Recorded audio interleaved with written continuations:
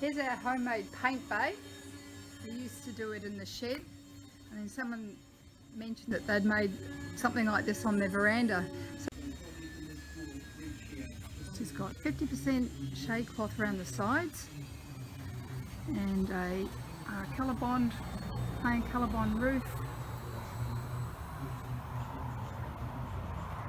And in the middle is just a weld mesh upright, if you like, just a single piece of weld mesh frame, a couple of shelves hooked onto it that we just use a couple of cup hooks and adjust the height of the shelf depending on where we want to be spraying.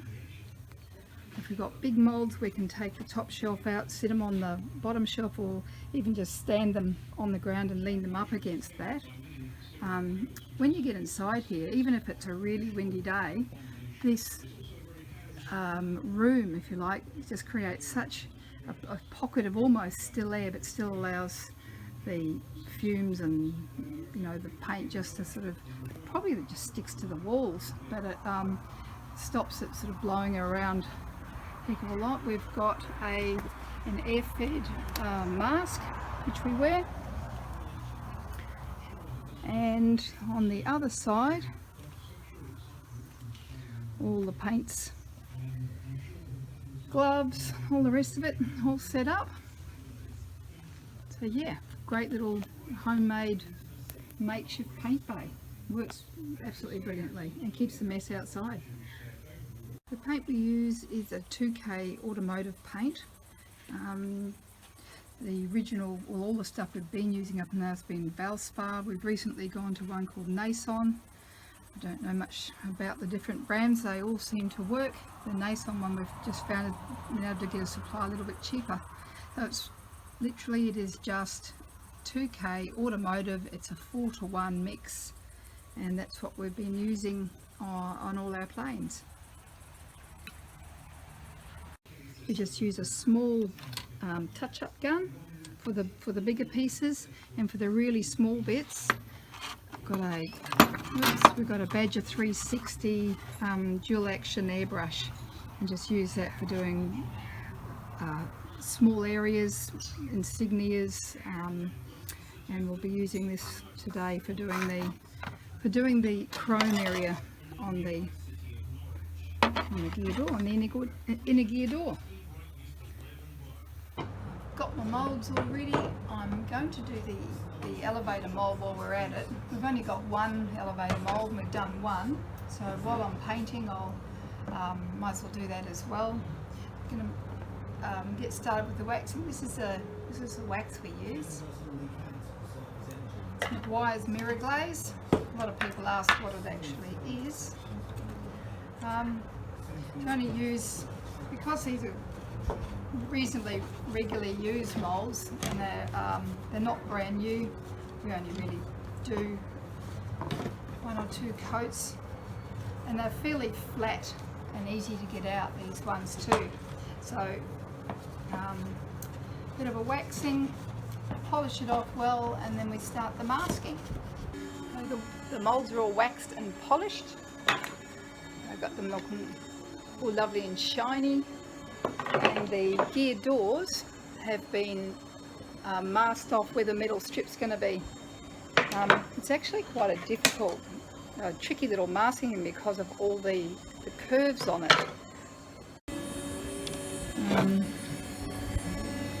Getting right down into the curves, and if you're not careful you can get little gaps in the leakages underneath, so they just have to be slit.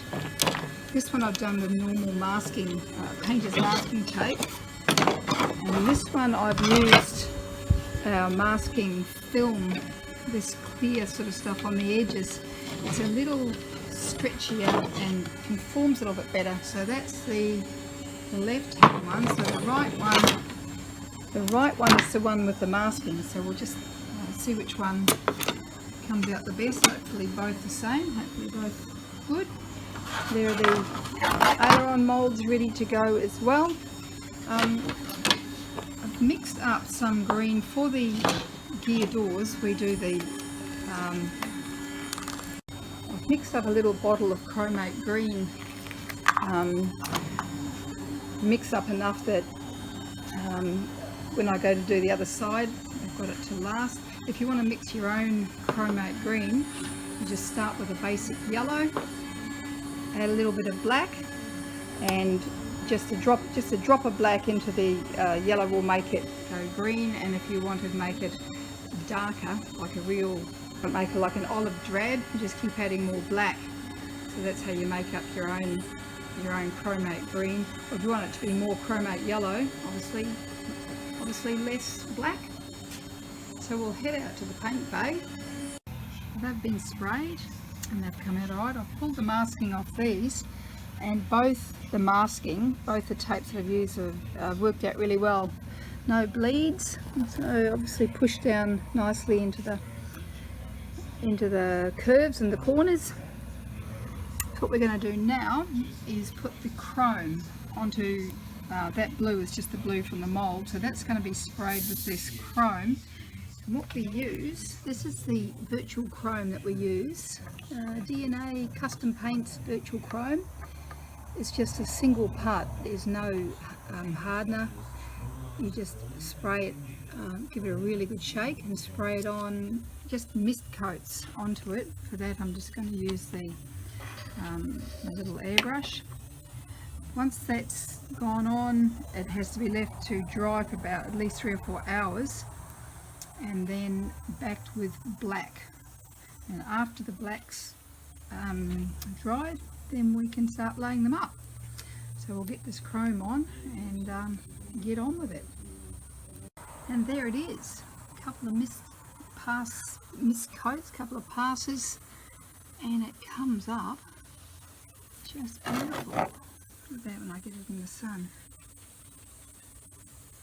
It's not actually a paint, it's a actual little metal particles in a suspension. So I use such a tiny amount.